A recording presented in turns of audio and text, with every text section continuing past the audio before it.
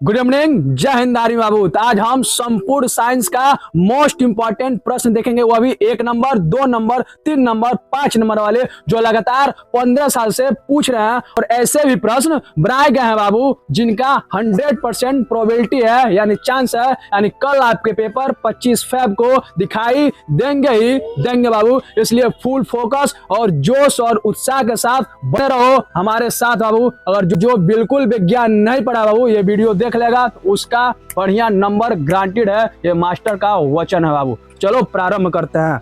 पहला प्रश्न है कि अनुवांशिक के जनक कौन है बाबू? अनुवांशिक के जनक कौन है? Gregor Mendel. गुड, यानी मेंडल है, ये बहुविकल्पी में आ जाएगा तो लगा दीजिएगा। दूसरा प्रश्न है 10% नियम किसने दिया? 10% नियम यानी 10% ऊर्जा का नियम किसने दिया था? तो लिख दोगे लिंडे मैन। कौन? Lindemann. भुलाओगे नहीं ना बाबू, वीडियो फोकस के साथ देखोगे, याद रहेगा, पेपर में जाओगे लिख कर आ जाओगे। बिल्कुल ठीक, बिल्कुल घबराना नहीं है, टेंशन नहीं लेना है। बाकी कोई भी समस्या आ रहा है बाबू तो आपका मास्टर आपके लिए खड़ा है, ठीक है, इसलिए डरने की कोई बात नहीं है। इस पेपर को भी, विज्ञान को भी किल जरूर करेंगे। चलो आगे बढ़ते हैं बाबू। मानव हृदय में कुल कक्ष कितने होते हैं? तो 4 होते हैं। कितने होते हैं बाबू? 4 होते हैं। क्लियर है? अगला, निषेचन कहाँ होता है? कहाँ होता है निषेचन? अंडवाहिनी में। कहाँ होता है? अंडवाहिनी में। क्लियर है? अगला प्रश्न बाबू, अनुवांशिक पदार्थ क्या होता है? तो डीएनए। अनुवांशिक पदार्थ किसको कहते हैं? तो डीएनए को करते हैं। क्लियर है? चलो आगे बढ़ते हैं बाबू। प्रकाश संश्लेषण में हरा पदार्थ को क्या कहते हैं? बताओ। क्लोरोफिल। क्या कहेंगे? क्लोरोफिल। अगला बाबू, कोशिका का ऊर्जा गृह, कोशिका का ऊर्जा घर किसको कहते हैं? तो माइटोकॉन्ड्रिया। किसको बोलेंगे? माइटोकॉन्ड्रिया। क्लियर है? आगे बढ़ा है, बोलो। चलो, मानव शरीर का नियंत्रण केंद्र कौन है? तो मस्तिष्क है, ब्रेन है। क्लियर है? अगला प्रश्न देखो, रक्त का लाल रंग किससे होता है? हेमोग्लोबिन के कारण। ठीक है, हेमोग्लोबिन के कारण ही हम लोग जो रक्त रहता है, खून रहता है, किस कलर का रहता है? लाल रहता है। समझ में आ गई बात? चलो आगे बढ़ते हैं। पौधे में जल परिवहन कौन करता है? जाइलम करता है। कौन करता है? जाइलम। अगला देखो, पौधों में भोजन परिवहन कौन करता है? तो फ्लोएम करता है। क्लियर है इतना? चलो आगे बढ़ते हैं। नर जनन अंग क्या होता है? तो वृषण होता है। क्या होता है? वृषण। नर जनन अंग, बुलाना मत। अगला है मादा जनन अंग क्या होता है? तो अंडाशय होता है। ए बबुनिया साइलेंट। अगला प्रश्न, गुणों की इकाई क्या होती है? तो जीन। क्या होती है? जीन होती है। अगला है मानव में श्वसन अंग कौन करता है? तो फेफड़े। कौन? फेफड़े। पेट में पाए जाने वाला अम्ल क्या होता है बाबू? HCl होता है, हाइड्रोक्लोरिक अम्ल या एसिड। क्लियर है? आगे बढ़ते हैं। जीव प्रक्रियाओं का उदाहरण, जो जीव होते हैं ऊर्जा प्राप्त करते हैं, उस प्रक्रिया को क्या बोलते हैं? श्वसन। क्या बोलते हैं? श्वसन बोलते हैं। अलैंगिक जनन का एक उदाहरण दीजिए। अलैंगिक जनन किसमें होता है? किसमें होता है? तो ईस्ट में होता है। एग्जाम्पल पूछ रहा है, उदाहरण, तो ईस्ट में अलैंगिक जनन होता है। अगला देखो, ओजोन परत किस मंडल में है? ओजोन परत किस मंडल में? उस मंडल का नाम बताओ। समताप मंडल। क्लियर? चलो आगे बढ़ते हैं। खाद्य श्रृंखला में अंतिम उपभोक्ता कौन है? खाद्य श्रृंखला में अंतिम उपभोक्ता कौन है? तो परभक्षी। कौन है? परभक्षी। याद रख ले रहना। रिफ्लेक्स क्रिया नियंत्रित कौन करता है? बताओ। तो मेरुरज्जु। कौन करता है? मेरुरज्जु। क्लियर? रक्त को शुद्ध करने वाला अंग का नाम बताओ। रक्त को फिल्टर कौन करता है? तो गुर्दा, किडनी। क्लियर है? वही खून को फिल्टर करता है। अगला है डीएनए का पूरा नाम क्या होता है बाबू? 1 नंबर में आ जाएगा। क्या लिखोगे? डेक्सो राइबोक न्यूक्लिक एसिड। ठीक? अगला देखो, 3:1 अनुपात किस क्रास में मिलता है? 3:1 अनुपात किस क्रॉस में मिलता है? तो क्या लिख दोगे? Monohybrid cross. कौन क्रॉस? Monohybrid cross. ठीक है। पर्यावरण में अपघटक का उदाहरण कौन होता है? तो बैक्टीरिया। फोकस के साथ वीडियो ध्यान से सुनो बाबू, पेपर बहुत इजी आएगा। ऑलरेडी पेपर देखा जा चुका है, जो आपका हिंदी था, इंग्लिश था, जो सामाजिक विज्ञान था, क्या था, बहुत ही इजी पेपर आया था। ये भी पेपर कैसा आएगा? इजी ही आएगा। अगर आप इस वीडियो को कंप्लीट देख लेते हैं बाबू तो पेपर बिल्कुल इजी आएगा, क्योंकि जितने भी प्रश्न हैं मोस्ट रिपीटेड प्रश्न हैं, यानी बार बार पेपर में पूछे जा रहे हैं, वैसे प्रश्न लेकर आया गया है। इसमें सब आपका 1 नंबर भी क्लियर हो जाएगा, 2 नंबर, 3 और 5 नंबर भी। इसलिए घबराना नहीं है। क्यों? क्योंकि मास्टर यहाँ पर उपस्थित है। चलिए अब चलते हैं बाबू, किस में चलेंगे? फिजिक्स वाला में 1 नंबर देख लेते हैं। विद्युत धारा की इकाई क्या होती है? एम्पियर होती है। क्लियर। अगला प्रश्न है, विभवांतर की इकाई क्या होती है? तो वोल्ट होती है। आप लोग क्या तैयारी किए हैं बबुआ? सब नहीं तैयारी किए हैं तो वीडियो को ध्यान से देख लीजिएगा और यहाँ पर भी फोकस के साथ ध्यान दीजिए। क्लियर है? संदीप कहाँ क्लियर है? तुम उसमें लगे हुए हो, नीचे करो उसको। अब ध्यान दो इधर। प्रतिरोध की इकाई क्या होती है? ओम होती है। प्रतिरोध इंग्लिश में बोलते हैं रेजिस्टेंस, तो इसकी इकाई क्या होती है बाबू? तो ओम होती है। क्लियर है? ध्यान से सुनते जाइए, क्लियर हो जाएगा सब। अगला दिया है, शक्ति की इकाई क्या होती है? तो वाट। क्या होती है? वाट होती है। ओम का नियम क्या होता है? तो V बराबर IR। सिंपल भाषा में क्या? V बराबर IR। क्लियर है? अगला है, उत्तल लेंस का दूसरा नाम क्या होता है? उत्तल लेंस का दूसरा नाम क्या होता है? तो लिख देंगे अभिसारी। क्या लिख देंगे बाबू? अभिसारी। अगला प्रश्न, अवतल लेंस का दूसरा नाम क्या होता है? तो अपसारी। क्या होता है? अपसारी। अगला प्रश्न देखो, उत्तल दर्पण में प्रतिबिंब कैसा होता है? तो आभासी होता है। क्लियर है बबुआ? चलो आगे बढ़ते हैं। परावर्तन का नियम कोण बराबर क्या होता है? समान होता है। क्या होता है? समान। क्लियर। आवेश की इकाई क्या होती है? आवेश की इकाई पूछ रहा है, क्या लिखोगे? कूलम। क्या होती है? कूलम। कूलम जहां भी दिखेगा बहुविकल्पी में ट्रिक लगा देना। ठीक। विद्युत ऊर्जा की इकाई क्या होती है बाबू? तो जूल। जूल विद्युत ऊर्जा पूछ रहा है, तो इसकी इकाई क्या होगी? जूल होगी। अगला प्रश्न है, चुंबक के 2 ध्रुव का नाम लिखियो। उत्तर ध्रुव और दक्षिण ध्रुव। क्लियर। चलो आगे। फ्लेमिंग का नियम किससे संबंधित है? फ्लेमिंग का नियम किससे संबंधित है? तो चुंबकत्व से। किससे? चुंबकत्व से। क्लियर है? चलो आगे बढ़ते हैं। फ्यूज तार किस धातु से बना होता है? फ्यूज तार किस धातु से बना होता है?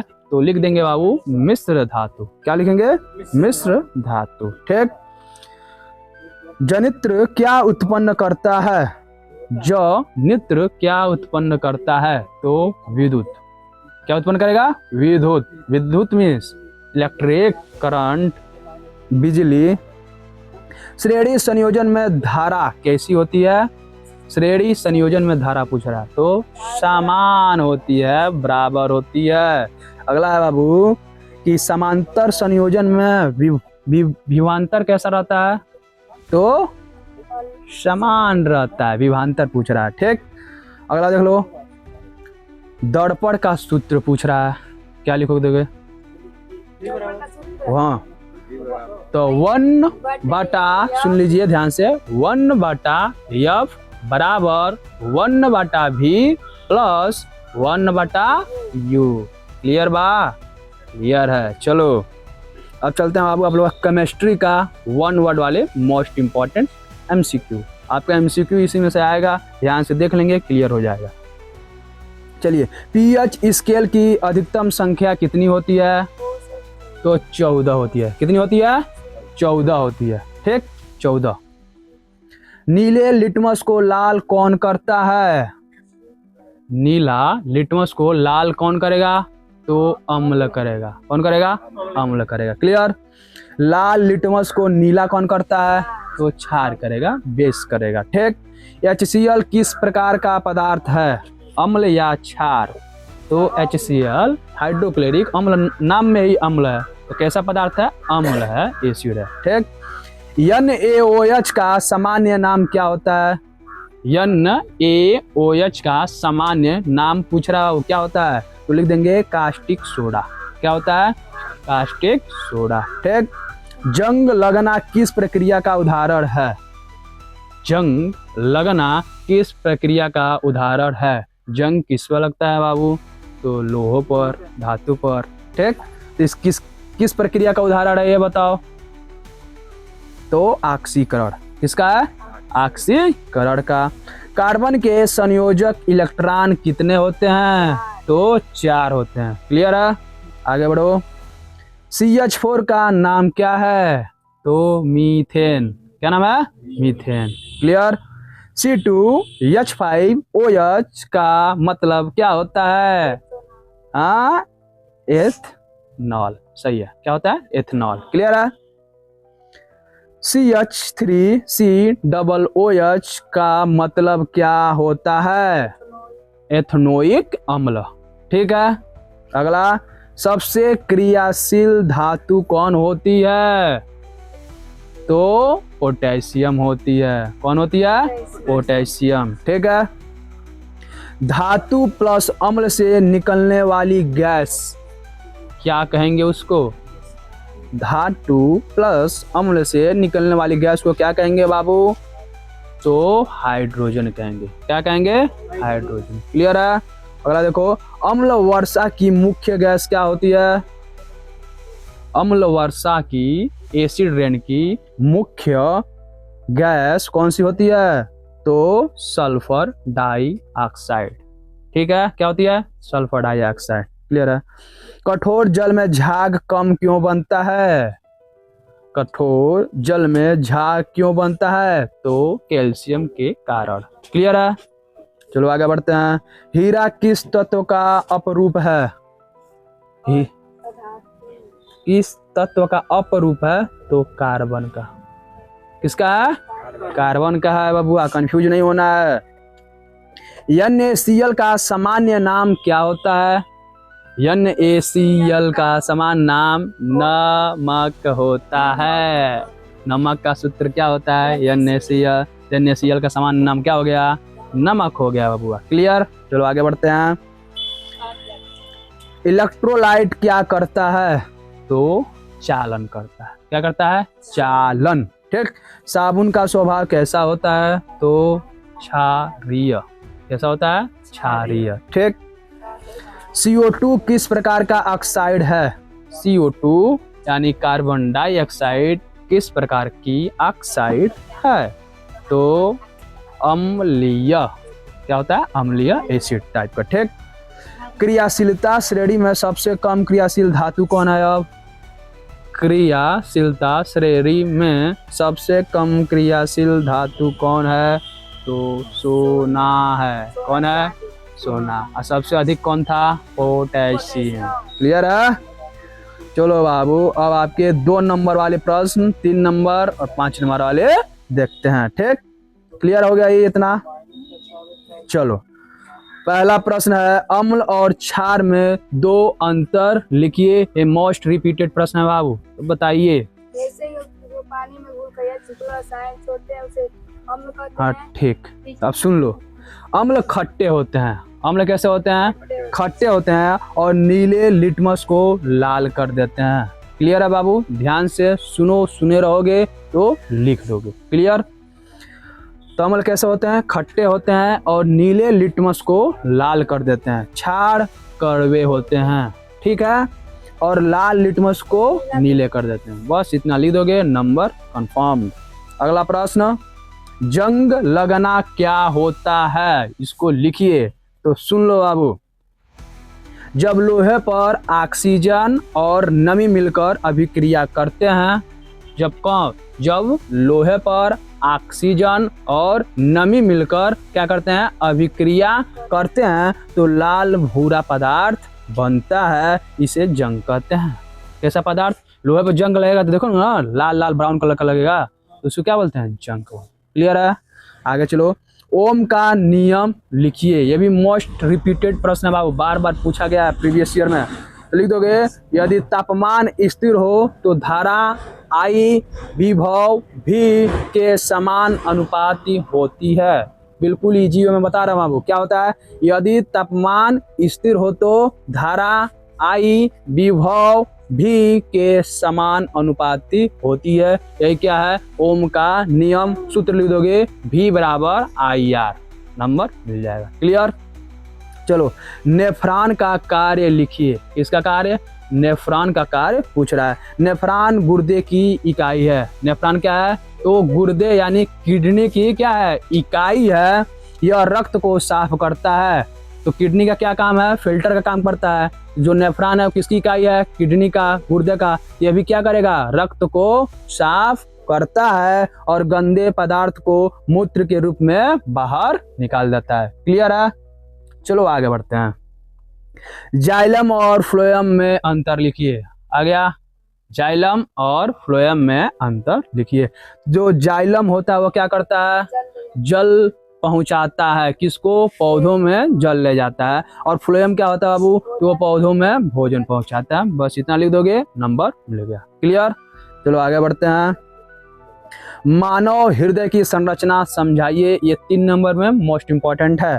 क्या पूछ रहा है, मानव हृदय की संरचना। लिख दोगे, मानव हृदय में 4 कक्ष होते हैं। कितने कक्ष, तो 4 कक्ष होते हैं। 2 आलिंद और 2 निलय। क्या, 2 आलिंद और 2 निलय। दायां भाग अशुद्ध रक्त लेता है। दायां भाग क्या करता है, तो अशुद्ध रक्त लेता है और बायां भाग शुद्ध रक्त भेजता है। क्लियर है। दायां भाग क्या करेगा, अशुद्ध रक्त लेगा और बायां भाग शुद्ध रक्त क्या करेगा, भेजेगा। क्लियर है। हृदय शरीर में रक्त संचार करता है। हृदय क्या करता है, शरीर में रक्त संचार करता है। इतना ही लिख दोगे, नंबर मिल जाएगा। मोनोहाइब्रिड क्रॉस क्या है, क्या पूछ रहा है, मोनोहाइब्रिड क्रॉस क्या है, मोस्ट इंपॉर्टेंट। लिख दोगे, जब एक ही गुण के लिए संकरण किया जाता है। क्या लिखोगे, जब एक ही गुण के लिए संकरण यानी क्रॉस किया जाता है तो उसे मोनोहाइब्रिड क्रॉस कहते हैं। मेंडल ने मटर के पौधों पर प्रयोग किया। जो मेंडल जो थे वो किस पर प्रयोग किए, मटर के पौधों पर प्रयोग किए। F2 पीढ़ी में अनुपात 3:1 मिलता है। इतना लिख दोगे, नंबर मिल जाएगा।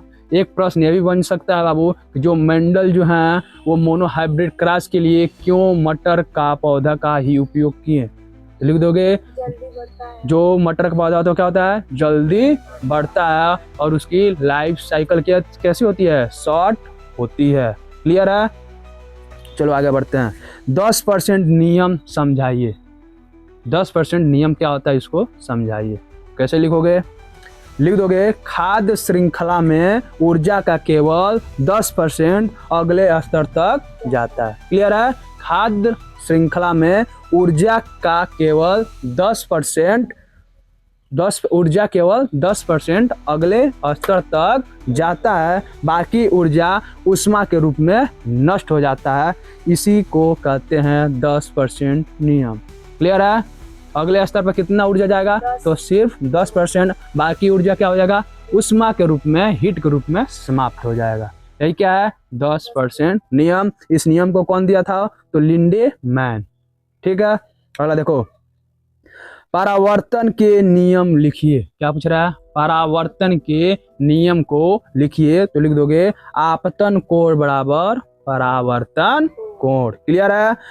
आपतित किरण कामा परावर्तित किरण और अभिलंब एक ही तल में होते हैं। क्या, आपतित किरण कामा परावर्तित किरण और अभिलंब कहाँ रहते हैं, तो एक ही तल में होते हैं। यही क्या था, परावर्तन के नियम। Clear, easily. अम्ल वर्षा के कारण और प्रभाव लिखिए। क्या पूछ रहा है, अम्ल वर्षा के कारण और प्रभाव को लिखिए। तो लिख दोगे, कारखानों से निकलने वाली SO2 गैस अम्ल वर्षा का कारण है। क्या लिखोगे, कारखानों से निकलने वाली SO2 गैस अम्ल वर्षा का क्या है, कारण है। यह फसलों, भवनों, जल स्रोतों को नुकसान पहुंचाती है। और अम्ल वर्षा किसको नुकसान पहुंचाती है? तो फसल को नुकसान पहुंचाएगी, भवन यानी घरों को नुकसान पहुंचाएगी, और किसको? तो नदियों का जो भी पानी का स्रोत है उसको क्या पहुंचाती है? नुकसान पहुंचाती है। क्लियर? चलो आगे। अब देखते हैं बाबू 5 नंबर वाले मोस्ट इंपॉर्टेंट प्रश्न। ठीक है, जीवन प्रक्रियाएं क्या हैं समझाइए। क्या पूछ रहा है? जीवन प्रक्रियाएं क्या हैं समझाइए। आपको बायो में से ही पूछा है। तो क्या होती हैं? जीवन प्रक्रियाएं वे क्रियाएं हैं जो जीवित रहने के लिए जरूरी है। क्या होती है बाबू? जीवन प्रक्रियाएं वे क्रियाएं हैं जो जीवित रहने के लिए क्या होती हैं? तो जरूरी होती हैं। इनमें पाचन, श्वसन, परिवहन और उत्सर्जन शामिल है। इसमें कौन शामिल है? पाचन, श्वसन, परिवहन और उत्सर्जन। क्लियर है बाबू? आगे, पाचन से भोजन टूटता है। पाचन से क्या होता है? भोजन टूटता है। श्वसन से ऊर्जा मिलती है, और परिवहन से पदार्थ पूरे शरीर में जाते हैं, और उत्सर्जन से जो भी पदार्थ बचा रहता है वो बाहर निकल जाता है। क्लियर? चलो, यही था 5 नंबर का मोस्ट इम्पोर्टेंट। अगला, अम्ल, क्षार और लवण का वर्णन कीजिए। क्या पूछ रहा है? अम्ल, क्षार और लवण का वर्णन कीजिए। तो लिख दोगे, अम्ल खट्टे होते हैं और H+ आयन देते हैं। क्लियर? दूसरा लिख दोगे, क्षार कैसे होते हैं? तो कड़वे होते हैं और OH- आयन देते हैं। जब अम्ल और क्षार मिलते हैं तो लवण और जल बनता है। क्लियर है? pH पैमाना 0 से 14 तक होता है। pH पैमाना कैसा होता है? 0 से 14 तक। 7 से कम अम्लीय, 7 से कम pH रहेगा तो क्या आएगा? अम्लीय, और 7 से अधिक क्या होगा? क्षारीय। क्लियर? चलो अगला, विद्युत धारा और प्रतिरोध समझाइए। क्या पूछ रहा है? विद्युत धारा और प्रतिरोध को समझाइए। लिख दोगे, विद्युत धारा इलेक्ट्रॉनों का प्रवाह है। क्या है? विद्युत धारा इलेक्ट्रॉनों का प्रवाह है। प्रतिरोध धारा के प्रवाह का विरोध करता है, लेकिन जो प्रतिरोध रहता है वो क्या करता है? धारा के प्रवाह का विरोध करता है। ठीक, ओम का नियम V = IR है, और प्रतिरोध की इकाई क्या है? तो ओम है। इतना लिख दोगे, नंबर मिल जाएगा। मानव प्रजनन तंत्र समझाइए। क्या पूछ रहा है? मानव प्रजनन तंत्र को समझाइए। तो लिख दोगे, पुरुष में वृषण शुक्राणु बनाते हैं। पुरुष में शुक्राणु कौन बनाता है? वृषण। ठीक, महिला में अंडाशय अंडाणु बनाते हैं। महिला में जो अंडाशय होता है वो क्या बनाता है? अंडाणु बनाता है। निषेचन अंडवाहिनी में होता है। निषेचन कहाँ होता है? अंडवाहिनी में होता है। और अंडवाहिनी किसके पास होती है? तो महिला के पास होती है। इसके बाद भ्रूण का विकास गर्भाशय में होता है। इसके बाद भ्रूण यानी बच्चे का विकास कहाँ होता है? तो माँ के गर्भ में होता है। इतना लिख दोगे, क्लियर है। पर्यावरण और संरक्षण के उपाय लिखिए। यानी पर्यावरण को आप किस तरह बचाएंगे, उसी को नियम, उसका उपाय जो भी है लिखिए। क्या लिख दोगे? पेड़ लगाना चाहिए। क्या करोगे? पहले बार पेड़ लगाना चाहिए। दूसरा, प्लास्टिक का कम उपयोग करें। ठीक है, जल और बिजली बचाएं। और क्या? प्रदूषण कम करें, कचरा अलग अलग डालें। यही था बाबू आपका मोस्ट इम्पॉर्टेंट क्वेश्चन, जो आपके कल यानी 25 फरवरी को पेपर में दिखाई देंगे। इसलिए वीडियो को एक बार दोबारा जाके ध्यान से सुन लीजिए, लिख लीजिए। बाकी कोई भी समस्या आ रहा बाबू तो आपका मास्टर खड़ा है, पूछ लीजिए। Best of luck for the science exam बाबू। और इस विज्ञान के एग्जाम को क्या करना है? तो किल करके आना ही आना है। इसलिए क्योंकि जय हिंद आर्मी बाबू किसी भी परिस्थिति में हार नहीं मानती है। जय हिंद।